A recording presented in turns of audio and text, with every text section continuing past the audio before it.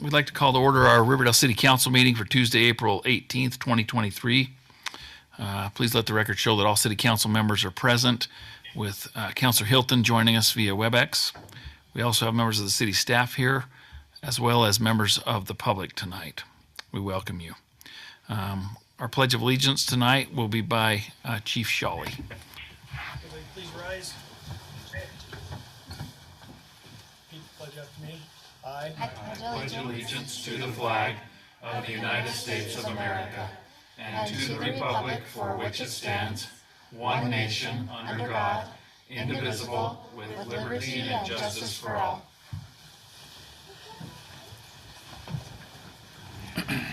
Thank you, Chief Shawley, and our invocation will be by Councilor Merrill. Our dear Heavenly Father, we're so grateful to be here tonight, and we'd definitely like to start out with just a prayer of gratitude for just all the efforts that are going into helping one another in Riverdale during this time. We're grateful for law enforcement and for all of our public safety that do an amazing job of just keeping Riverdale safe. We pray that would please bless them and please bless their families. Bless all those that are helping with the flooding especially, and with all the concerns there, that they can receive continued guidance. Help us tonight as we discuss the matters that are before us, that we can do so with thy direction and thy influence. We're grateful for our many blessings in the city and in the country. And we say these things in the name of thy Son, Jesus Christ. Amen. Amen. Thank you, Councilor Merrill. We'll now have a time for public comment. This is an opportunity for you to address the City Council and share any thoughts or concerns or ideas. No action will be taken during the public comment. If you do approach the microphone, please state your name and the city of residence and try to limit your comments to 3 minutes.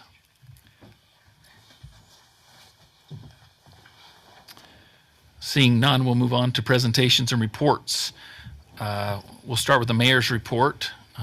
Had the opportunity to attend the HCA ribbon cutting today.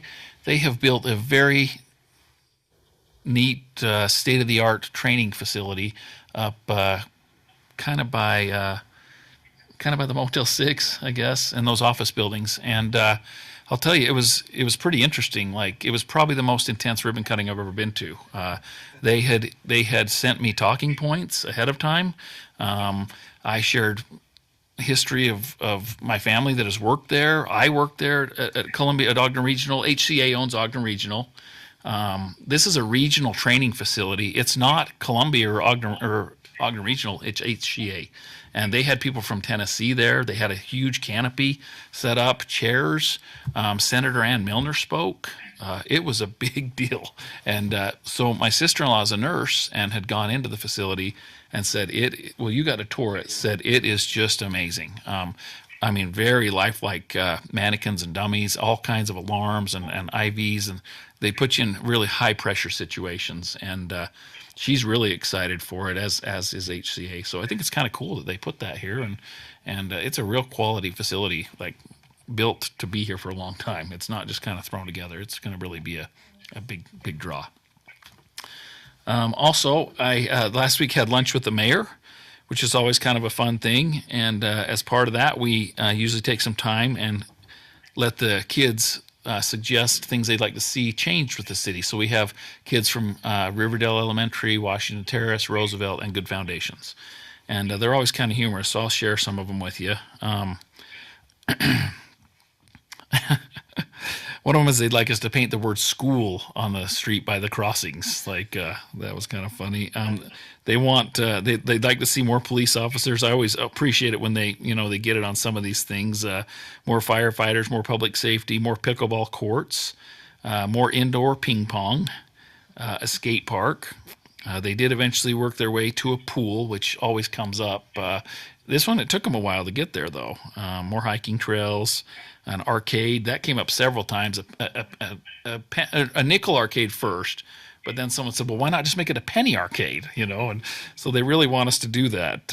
And we talked about that might be kind of hard to make a profit, but more restaurants, more protection, more TV shows and movies. I was kind of like, what do you mean? And they just said more TV shows, movies. So anyway, it's always a really good time, and we appreciate everybody that puts that together. Rich Taylor puts it together, and they bring the kids in on the police and fire trucks, and the kids love it. I run into their parents, and they just tell their parents it was the coolest thing ever, So it's a great thing that the city does. So we appreciate them putting that together.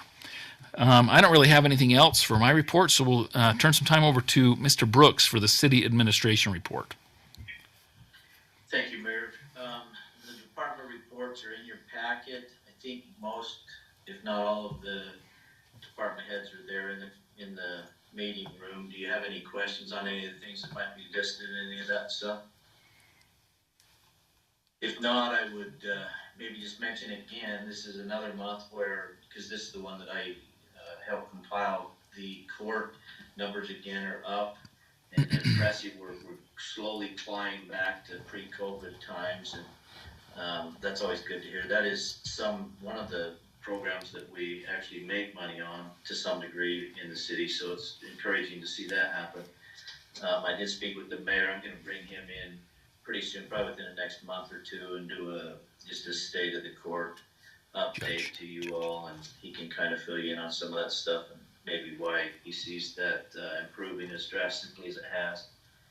So if there's no other questions on that, April anniversaries, that's also in your packet. We got a number of them tonight that are kind of interesting. Paul Flagg, 40 years with the fire department. We don't see that very often. That's a huge one.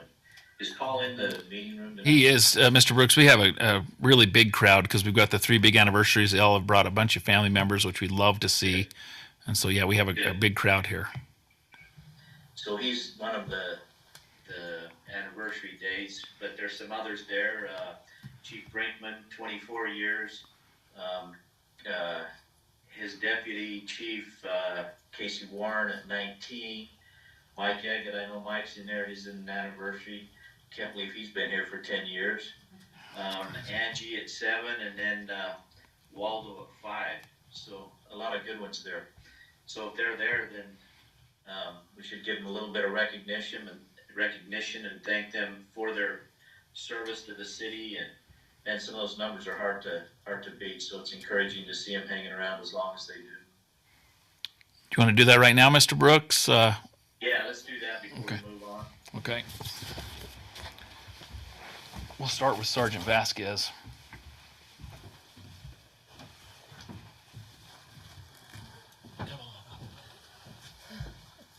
Is this on? Just say a couple words real quick. You don't know Waldo. Gerardo Vasquez. Did I say it okay? Yeah, you're getting pretty there. good. You're getting there. Try to roll the R a little bit, but as you remember, 5 years. It's kind of crazy when we brought him over here 5 years ago, and he filled a void for us pretty quick in investigations and did a great job as a detective for us for a few years there. And then in December, or was it November? December, he's promoted to sergeant.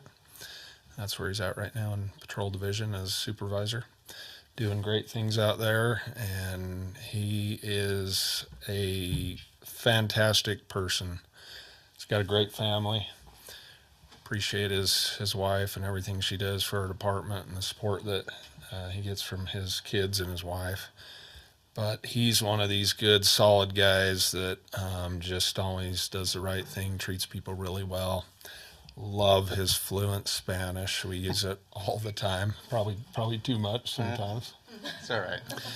And A gift and a curse is what I say. Okay. And I feel honored to work with him on a daily basis. But more than that, just working with him, it's an honor for me to call him a friend. And that's the way I feel about Waldo. He's just a great guy. So Awesome. appreciate Thank you, you. Waldo.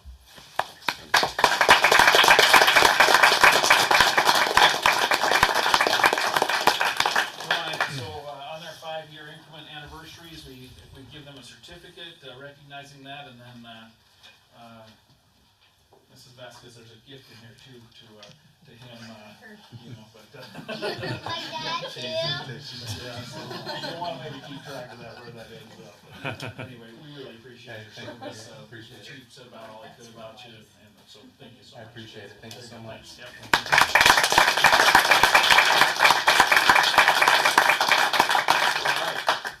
next we're going to do Mr. Eggett. He's at his 10-year anniversary. Mr. Brooks, you want to say anything about Mr. Eggett? Sure, since I'm probably a supervisor, Yeah. the only one in there, I just was thinking earlier tonight when I was going over all this stuff, when Mike first came here, we went from Randy Day to Mike Eggett. And for those of you who remember Randy, he did very little paperwork about anything. And when Mike first got here, the first couple packets I saw, I about fell off my chair and I went in and talked to him. I said, Mike, you're killing way too many trees. But Mike's position has always been, he's going to be as thorough as he possibly can. And you've seen his packets and you've seen his work. And as I've been in this position, I found that it's a great resource when we have one of those situations like when they did that RDA audit for us last year. There is nobody better than Mike Eggett. Because when you start dealing with government agencies, it's that detail and that documentation that becomes really important. So kudos to Mike. I can't believe it's been 10 years. That's crazy. But more tree killing, Mike, and keep up the good work. It's all digital now, Steve. Thank goodness. All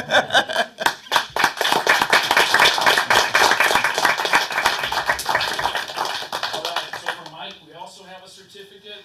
So grateful for what he does. I was part of the city when Randy Daly worked here, and I didn't know how we would ever, replace him. And you stepped in, and what Mr. Brooks said is right. Like, Mike gets to do all the fun stuff, the grand openings, but he has to do stuff that's just terrible. I can't imagine doing the affordable housing report. That thing was just, we all have things in our job we hate. I would hate that. And the RDA audits, that kind of stuff, that is not fun. So anyway, we have this. We have a nice little gift for you there. So thank you for all you do. You're doing a great job. Thanks again.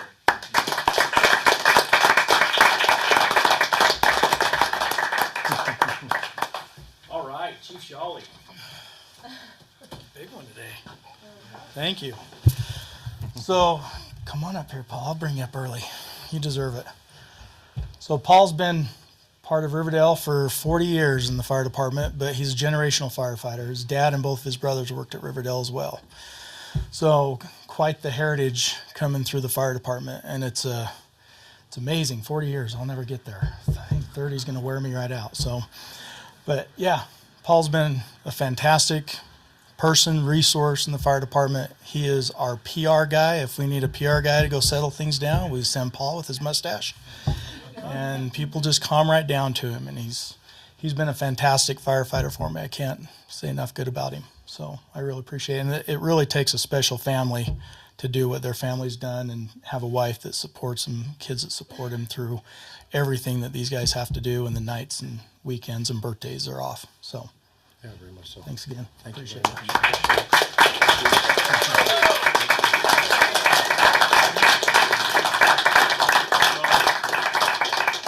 Yeah, I remember when I was just a little boy and Paul started here as a Riverdale was mostly fields, and so he's seen a lot change. And I just echo what the chief says. I mean, what a family. I mean, 40 years, like, Thank you. that is absolutely incredible. Proud of you. This one doesn't actually have a small gift in it. It has a huge gift in it. Yeah, some sort of reward for putting in that 40 years. So thank you so much for your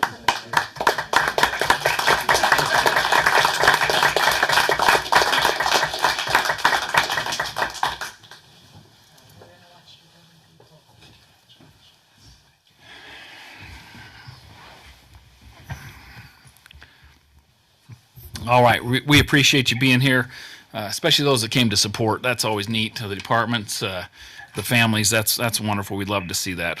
We consider our city employees family, and we like to see them all together. Okay, Mr. Brooks, continue on with the city administration report. Thank you. Staffing authorization was in your packet. We also, I didn't include that one sheet. We actually cleaned that up, Alan, but Stacy and I haven't had a chance to sit down and talk because there was a couple of things I wanted to maybe clarify on that. But the rest of the stuff's in there, the deeper things as far as that goes per department. Community development report, don't have a lot of new stuff. I mean, there are some things, but not actual openings. The Twisted Sugar, they've received their final. They can go anytime. We're not sure what's going on over there. They haven't even changed their reader board for their drive up, so we'll get working on that. Something's happened that slowed that down. From our end, they're ready to go. So, Cheddar's, I think I briefly mentioned this last time. We made a visit over there, actually took a tour of it. That's getting really close. It's kind of cool too. When you walk in there, there's a great big aquarium. It wasn't filled, obviously, the day we were in there, but that'll be kind of that thing's, I think, just going to be a gold mine, to be honest with you. We don't have a lot of, we have some, but this is for a sit-down place. I think it's just going to be standing room only, especially on the weekends down there with the quality of food they have. So I'm excited about that. The general did say that he planned on turning that over at the end of this month to corporate, and corporate anticipated it to take them about a month to get people trained and up and going. So about the end of May, we expect that to be going. Fizz, again, they continue to progress. They're getting closer and closer. A couple little things that keep hanging up. American Carpets, I believe, received their finals, did they not, Mike, from both Randy and Jeff? Yeah. Really, really close. Yes, they did. That one's going to be happening very soon. Shake Shack, you've probably all seen that as you've been driving by. That continues to progress. We also did receive some word back just this last week on the little roadway behind there, so we'll be pushing that a little bit further and hopefully be bringing something into you pretty soon on that. So the only other things I could really update you on, unless Mike's got something else, is obviously the West Bench. We have given you some news on that. There was more movement on it this week. Maybe we might be able to give you a report further on that, but there's been some drastic movements up there actually on both the east side and the motel. That one's not as encouraging, but we're still in some talks and some negotiations right now. We've got some more meetings scheduled for next week as soon as I get back. So hopefully we can see something happen up there. It's slow and it's kind of frustrating at times, but there's some good stuff that's going to come out of that, even more than what we informed you of last time. So that continues. Everything continues to progress, and it's looking good. So besides that, Mike, unless you have something else to add, the next one we just have Chief Shawley give us an update on the flood situation. Okay, Chief Shawley. Thanks, twice in one night. Wow. Handed out that packet. This is a fluid packet. It even got changed again, and some improvements been made to it since it printed. So as you can kind of look through that, you can see in April we're very active, and first and foremost, it has taken a lot of people to do what we've been able to do. Michelle, Rich, Sean himself coming out late at night, his guys, my guys, police patrolling it. It's really affected almost every department in the city to kind of get where we're at and try to stay organized with where we're going. So we've changed from a preparation stage to an operational stage as we start moving things around. The end of March, we had volunteers come in and start sandbagging, and we did that at Public Works, and we've stockpiled, roughly 600 bags, Sean? 600 bags are stockpiled for emergency response. And then the 11th and 12th, we saw the river rise to about 15.2 up at the head gate, at the gateway. And it seems like when we hit the 16-foot mark is when we're pumping and when things really start to happen on the river right now. The problem about the head gate is it's not real accurate for us sometimes because we have so many variables below us. We have the bridge at 21st Street. It gets plugged like a beaver dam. Once that happens, it backs up to us. We had Fort Benaventura back up. It went into Two Rivers, and that gave us a little bit of backup into Riverdale as well. As we move through April, you can see almost every day we're having something occur or we're doing something. Between sections of the trail closed off, we extended the berm down by River Glen. The 21st Street Bridge plugged up. That happened within about a 6-hour time period. And we had trees floating down that. There were 36-inch in diameter. We had full trees. We had rip bases. We had everything going down that. And it doesn't take much to plug that bridge. It's only, I believe, 8-foot sections that easily gets plugged up. We did our first pumping operation on the 13th. Once again, the river hit about 16 feet on the gateway, and that occurred at 1 a.m. in the morning. The way we've set it up right now is Sean's guys are going down during the day. We're keeping the generator fueled up. My guys are going down about midnight and then 2 to 3 a.m. and checking the head gate, and if we need to pump it, we'll pump it. but it seems like the river's rising over the nighttime period. So we've got to keep checking that 24/7. As we move on through the month, we closed the parking lot. We built an additional berm over by the Riverside Trailer Park. I think that was a good berm. We probably had 2 to 3 feet before it started to come over there the days we had that. And we started releasing sandbags this month to residents. We first hit River Glen, hit about 21 homes. We released 100 sandbags for the residents to help protect their own homes. And then this week I went out and handed out flyers again to all of Cottonwood and the Woods. And then we also hit the River Drive, 2 homes in there. So we're up to about 54 homes that we release flyers to that they can come get sandbags to protect their houses. We're only releasing 100. There's only been one occasion that we've handed out additional bags to, and it's right next to the gate, our head gate. They're in a very low spot, so we released additional bags to them to help protect their home. And then we did get, the mayor probably knows more about this because I was out of town that day, but we are getting awarded some money from the state through their flood management money, and so it's about $29,600. We confirmed and that includes our trailer, sandbags, pumps, a drone. So we're going to be able to get that reimbursed to the city, and hopefully that will continue as we have expenses continue going up. And then 10,000 bags additional we ordered. So right now we're stocking about 40. Okay. I'm sorry, 40 what? 40,000 sandbags is what Sean's got stocked over there right now. And that day, the second day we filled down on the trail. We filled probably close to 1,000 bags that day, I'd say. Seemed like it. Yeah, and one thing, Katie Hall came and helped us, just kind of low key. It would just showed up low key and was helping us. I mean, she was hauling bags 2 at a time. We had a great turnout, probably 40 or 50. I think it was like 43. 43, is that what it was? Yeah. I guess 40 or 50, yeah. So. Yeah, that was great. The way we're doing our volunteers right now is, as you know, we can send a text out. We can two-way communicate with them. We can let them know where to go. We're checking them in, checking them out. We're going to move into the wristbands next time we start doing it, and they can basically take the wristbands off and throw it in the bucket so they don't have to individually sign out. Well, I get their signatures as they sign in. So we can go ahead and sign them out if they don't have time or if there's not somebody standing right there. So with that, we're going to continue doing what we've been doing. Real quickly, you mentioned a couple times the head gate. Where is that? It's right at River Glen, right at that River Glen Trail access. There's a gateway measurement that's in Mountain Green that we watch is that- on the internet.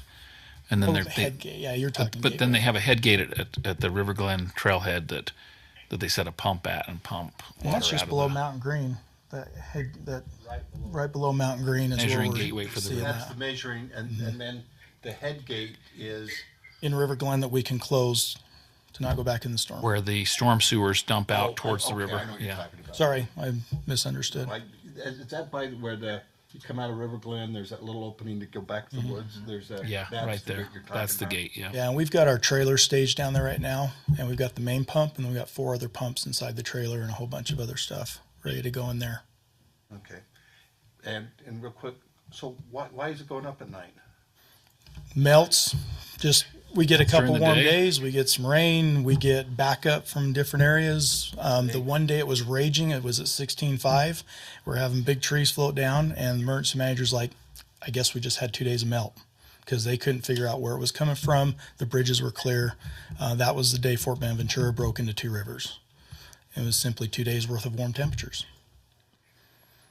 It takes that much time just for the water to get to us from the melt. No. Yeah, and plus So that's why it comes at night. the gateway's not great accuracy for us because we're still getting water below that we're getting runoff from. So we just have to keep our eye on it. Now, it's been a couple of weeks. I was in a meeting and they were talking about the dams, which the one that feeds the river is East Canyon and Echo. Echo.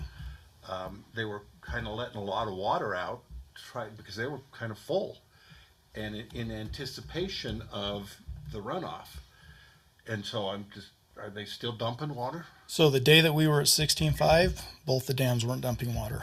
That was all runoff. There was no water being released. They're holding it back now for some of the time. They're obviously potentially going to have to release more to capture what they need to. But that day we hit our highest level, they weren't releasing any water. Thank you. And Councilor Stevens, on the website, there's some links. There's a link to the River Gateway gate. And there's also one that shows the percentages that each dam, there's four, there's Rockport, Lost Creek, East Canyon, and Echo, and it shows the percentages they're at every day. And they've been doing a good job. They've gotten them down into the 30s. Some of them are like 34%. They have come down about 15% in the last 3 weeks, I'd say. But you can look at it every day. Yeah, Well, interesting enough too, in 2011, our river was at like 3,200 cubic feet per second coming down at us. We're at 4,200 right when we hit the high part. DWR's opened their gates fully down in Ogden Bay. which they didn't do in 11, which is crazy. Yep. And so they're receiving about 13,500 down there. They're flooding that area. They're trying to redirect it to wherever they can, to the point they finally had to shut one gate down because they were killing some birds. So they are receiving a ton of water and doing a great job down there taking some of this. That, Taking 1,000 cubic feet a second to Willard Bay. the Willard too, yeah, and dumping it out too. I think they're taking it in and dumping it at the same time. That's as most they can take. Yeah, but off the river. 13,500 cubic feet per second is crazy. So The Gateway, when you look at it, the graph says the all-time record, 16.6, and we've been at 16.52. yeah, right Like- about that. Yeah. Yeah, we've been right there. So So we'll keep this going. Obviously, I think it's going to be a lot thicker come July, but we'll keep it going. Councilor Merrill had a question. Oh, no, I just was going to say, I just wanted to personally thank you and your whole team that's just doing amazing, and Sean and Chief Brinkman. I just wanted to personally thank you guys, because I can't even imagine what all that takes. So thank you for these reports that kind of give us some glimpse into the reality you guys face every day. So thank you. Oh, thank you. Thank you. Thanks, Chief. Mayor, if I could Yeah. say a couple things. Go ahead. Yep. The drone will actually be used citywide. We had already been talking about that for our inspections, both Jeff and Randy using it rather than climbing up on the roofs of some of these buildings and stuff. And it just happened to be that the timing was just right, so we actually submitted that because that's also ideal, is we can get up above that river and get better looks at it from up above. So we'll use that citywide. We've got a number of things that we've thought about, including the hillside and different things that we'll use that for.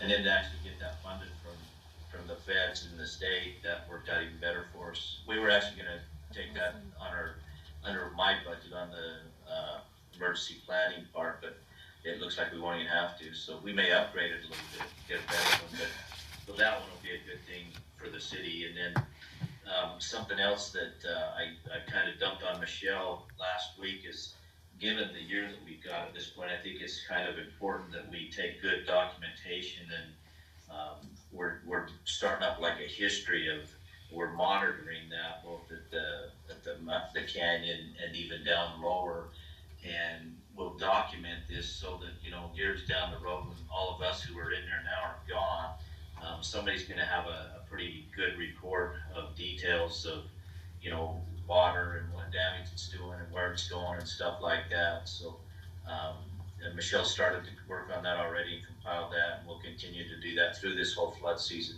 hopefully, and use it as something. The one thing that I mentioned in our meeting with our staff was that Roger did a kind of a history of this landslide. It was just kind of a journal thing, but since I've been in this position, I've ended up turning to that 2 or 3 different times for different things. Like just the other day, I was looking for names of those geologists and stuff, and that's what I turned to find those. So I think it'll be valuable data for us.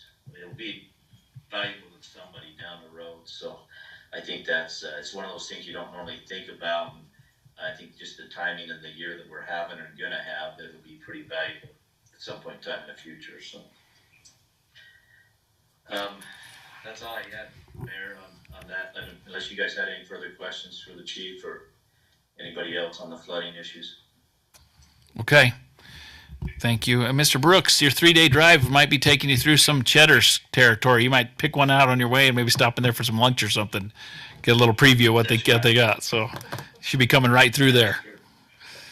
Okay. We'll move on to the consent items. Number 1, consideration to approve the meeting minutes from our April 4th, 2023 council work session and council meeting. Any changes or corrections to those minutes? Seeing none, a motion to approve would be in order. So moved. I have a motion and a second. Any discussion on that motion? All in favor, say yes. Yes. Yes. All right. Anyone opposed? That passes unanimously. Move on to the action items. Number 1, discussion and possible action regarding the Riverdale Bike Park Phase 2. Mr. Brooks.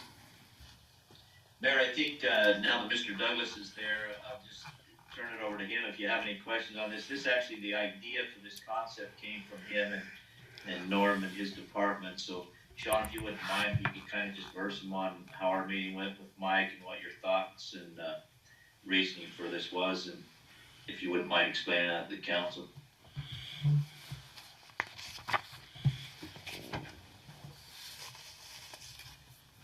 So I think everybody's seen that Mike's first proposal was across the street. I guess our desire from a maintenance standpoint is if you want to add something, if you want to add on to the bike park, it's nice to keep it together. We can keep the maintenance together. My other main thought was when you have families down there, if you have a younger kid and an older kid, it would be nice to have them in the same area so they're not having to watch one kid across the street, across the parking lot, and one in this area, and just kind of.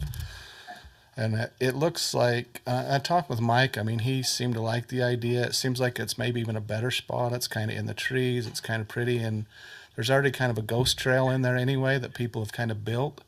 So it kind of he'll just be able to add on to that, and I think he can go over the details with you unless you have any questions for me. But as a department, we like that area better than taking up. The other thing we thought is that other area, if we ever do the park down there, that's kind of the entryway into the park, and we might want to do something there, and it might get tore back out again, so it'd be nice not to tear it out if we did build it. So, Any questions for Mr. Douglas? All right, thank you. Yes. Oh, wait, we got a question. Councilor Stevens. Okay. Couple of things. Do we have any plans at all for, now I know we built the road, extended the road out based on where we are, but is there tentative plans for the park, and is the existing bike park going to stay? it should stay. There's no reason that when we develop farther down to do anything with it. And I think what we've kind of been talking about internally is take some of the stuff that was proposed for the 17 acres across and look at doing it in this area. We now have a road, we have the water down there, so we could start talking about doing park type amenities and restrooms and that type of thing, and we have access to it. So I think the next step is just, you know, seeing what you guys want to do there, if you're ready to start taking that on. But I think we have all the amenities there now that we can do that, and that's why I didn't really want to take up that open space right there entering into that. And this will just keep the bike park kind of one big bike park. And when we're spraying, so I think we sprayed down there 6 times last year for weeds. It'll be nice just to spray one area and maintain one area. We also have a water hose bib connection in that area. So like when they're doing bike park maintenance, they can use a hose, they can hook a hose bib up, wet this stuff down, wet the dirt down, compact it. Across the street, we don't have access to that water, so it's also kind of for maintenance use. It's a little better to have the water there. Okay, also, when I went down there on the parking lot, okay, on the south end of the parking lot is the restrooms in a permanent structure, or at least brick. On the north end, there's a shed. Mm-hmm. Is that your shed? So that is the city's shed. There's maintenance tools stored in there, so like when Mike does his dig days, they can keep shovels, rakes, that kind of item in there, and then we can just give them access to that. They have the tools to do their maintenance and to store stuff like that in there. Okay, so that's the city's. It's associated with the bike park, yes. But it was put in for the bike park. Yes. And maintained for the bike park. Okay. Now, also, I noticed that, you know, those ghost trails, as you call them, it's a depressed area. Is that a drainage area? So like if you was down there this week, we're as wet as we ever get. If you go deeper into the east, you'll get into the water. But where we're talking about, so we've asked him to keep it on that ghost trail and far and west of that. And even as wet as we are right now, that area is dry right now. And we're having one of the wettest springs. I can't say that sometime in the future we won't hold snow in there and it'll have wet, but we have wet in the other, so it's kind of a seasonal use when it's dry. And now, again, on the south of the parking lot, over there is that pond, and that's a designated wetland. That is a wetlands, and we'll be adding on to that one as well because we have to make up about a quarter of an acre in there, but that one will stay a wetlands. Okay, but that area where that thicket of trees is, that is or is not a designated It's not wetland? designated as far as I know, no. Like where we're talking about with the trail. Well, because it's a depressed area, and and I mean, I was there earlier today, and yeah, there's some water in there, but it just rained, so I wasn't sure if because the further east side of that thicket is a lot of the briars and whatnot. And so we're not going to disturb any of that. It'll be from the ghost trail to the west. Okay. So it's pretty tight in there, but it'll just be like, he'll show you the loop and that on there and describe what he's going to do. But Any other questions for Mr. Douglas? Thank you.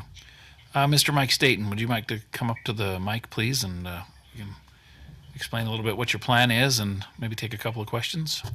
Sure. Yeah, I think this was a case where two heads are better than one. When I met with Sean and he suggested we put it where we're showing it now, I was tickled pink. I would much rather have it there as well.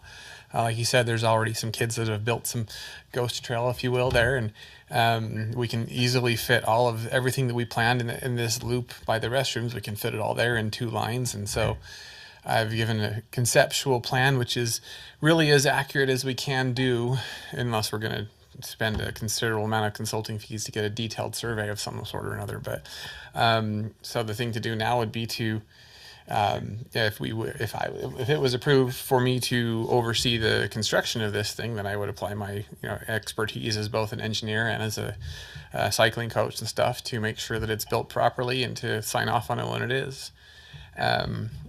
There'll be a need to do some community grassroots organization to get some of the rocks donated and see where we can go from here. I don't expect to have everything built in one dig day, but like I say, I'm not going anywhere as far as mountain bike team coach is concerned, and also being involved in cycling advocacy in the community and stuff. So there will be, we'll stay at it until it's polished and good and grown up the way we want to see it for the concept plan, if you guys like and approve of it anyway. So Any questions for Mr. Staten?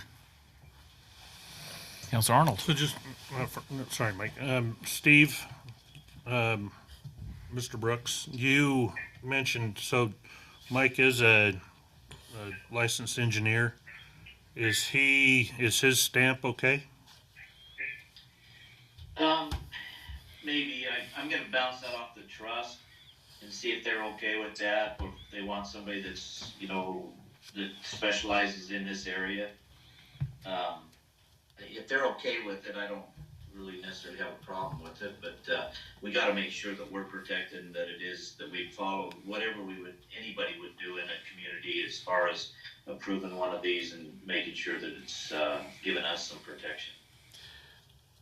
Okay, and then the second time, do you see what kind of time frame when you're saying you're putting it in and then polishing it? Because if it's partly done, are we allowing people to use it? Right, good question. Before I answer that question, back to your question you asked, Steve. I am a professional civil engineer, and I do carry professional design liability insurance. I do consulting work. In addition to my day job for a general contractor, I do a side business as a consulting civil engineer. As part of that side business and a prior company, I did bike and pedestrian master plans, trail designs for Weber Pathways, now Trails Foundation of Northern Utah. Did several projects for them. So this is not outside of my area of expertise, both professionally and personally. So for what it's worth, I don't think that you can, short of hiring a specialized design build bike type firm, and most of those don't actually have engineers that work for them, I don't think you could do much better as far as qualifications to see that this is done properly. The mountain bike team does 2 service projects a year, and usually we've always done a polish at the bike park every year as long as I've been coach. As we've gotten bigger, we've split up and sent people to other locations as well because we just had too many to work in the small bike park. But this is a big enough project that we can, I think, put the whole team to work there for a couple of days. I also have contacts with Weber High's team, North Davis Composite, Ogden, Fremont. All of these teams have indicated interest in being involved in what we do there. Weber Davis Mountain Biking Organization also. So I have a dig day scheduled for the Bonneville team on the 6th of May, and hope to meet with Sean on site and flag the trees and the bushes that need to remain and what the extensive construction will be before then, and get some clearing going on and source some of the materials and so on. My intent would be to, at the close of work for the day, to have a path that is navigable according to International Mountain Bike Association standards, and then whatever isn't done would be features that we add later. So if we get enough rock donated in time, then we could set up some of the rock features and save the wood features for a future date, but that we wouldn't leave anything in an unsafe condition at the end of the day when we quit work. So. Cool. Any other, Councilor? I was just, Yeah. the last thing, I mean, it says action, but there's not a resolution or anything. Is it a consensus, or what are we looking for here today? Mr. Brooks, what are we looking for here? Just kind of a go-ahead, We or? just need a consensus on it. We listed it as an action item for possible action, just for that, before we put any more time and effort, and same thing for Mr. Staten as well. So, yeah, if we got a consensus on it, we're fine on that. That's all we need. Consensus for I think what? I'm in favor of it. What's the consensus for? To approve this addition to the current bike park. There's no financial note associated with it, right? So a consensus probably works. Right, I mean, for now, if there ended up being something, we may have to bring it back in, but, for now, that's all that's on the table. Okay, can I? Yeah. Because in your last presentation, you said about 12,000. City would be on the hook for 6, and you'd do 6. That was the previous bike park. That was the agreement that was made to do that work, which included sourcing a lot of imported material, the fencing, the signs, the shed, which was an Eagle Scout so project, there's no landscaping, financial. trees. In this case, Sean has offered to supply a few loads of soil. He's with previous years' dig days, he's provided some soil. You've got the material that's stockpiled to the south in the disc golf course. That material works just fine. We get the bigger rocks out and it packs down nicely and firms up as it dries out. So he offered to drop off some of that material for us. That's all we need to shape the earthwork. And then I would start pounding the, social media and finding the rest of the materials as donated materials. So it'd be a completely donated time and materials with no financial obligation from the city other than the time that it takes for Public Works to drop off that material. And then of course the permission to work within that space to implement this plan. And then, like I said, when it's done, I'll go and I'll make an as-built plan and measure and mark and make sure everything has met the standards that are not industry standard, but community standard with the International Mountain Biking Association. Okay. All right. With that, I guess we'll just take a consensus. Where are people at on it? People okay with it? We've got 3 okays. Mr. Councilor Stevens? We got 3. It's okay. You can go against it. I'm cautiously optimistic, but I haven't heard enough to get warm and fuzzies. But you've already got 3, so it doesn't matter. Councilor Hilton, where are you at? Thumbs up from Councilor Hilton. And I'll just say, Mr. Staten, I really like this idea. I think you kind of proved that you could pull it off with the first one. This one seems even easier for you, to be honest. I think you've got more tools with the social media and stuff. I don't think you're going to have any problem getting that together. I'm excited about it. I appreciate you guys being willing to. I mean, I know it is a leap of faith for those of you who are less familiar with it, but thank you very much. I think we'll exceed expectations. Well, I think the resources that you had when you pulled this first one off, too, you had a mountain biking team that was a handful of people, and there were 6 kids at the time. We're getting it rocking and rolling, and now it's like Yeah. I mean, it's a little army going. So it really is. good luck. We have I think 65 kids starting to register this year, and we're only 2 weeks into a 2-month registration process. So. And you're talking about the other schools and I stuff know, too. I mean, there were I think it's close to pretty crazy. 8,000 kids, student athletes statewide last year in Utah for this. So it's become huge. So. And it's free to the city. I wish all the things were that easy. So Right. Thank you, Mike. Yep. Thank you. Best of luck, and just work with these guys, and we're excited to see how it comes together. And Councilor Stevens, I'd be happy to entertain questions if you want to give me a call. I can talk bikes till the cows come home, I promise. So. The thing of it is may I? Yeah. You did a good job in building that one. I go down. I use the trails frequently, and I observe what's going on over there, and I see a whole lot of RC radio-controlled vehicles and other things over there other than pedal bikes. Yes. And it's just really sticks in my craw. Even though a sign says those of there, us who ride bikes down there do not love the RC traffic. And generally speaking, it scares kids away from riding when there are people driving Yes. the RC cars. And it is on the sign that it's not allowed, but that's an enforcement issue. If it was a city ordinance, you could write tickets for it. I don't think it is. I don't think the police department would love being inundated with calls about it. But, if you want to change your mind about that, I could come back on another day and propose an ordinance for you. But I do understand those issues. But I've many times I have seen, because like I said, I'm down there frequently, and it's the numbers of people on the the BMX or whatever level is minimal to the other. Yeah, that depends on the day, but you are right. I wish we could do something about that. So anyway, that's not you. That's just the nature of the beast. Of course, something like that is going to attract. Okay. Well, thank you. Good luck to you. Thank you.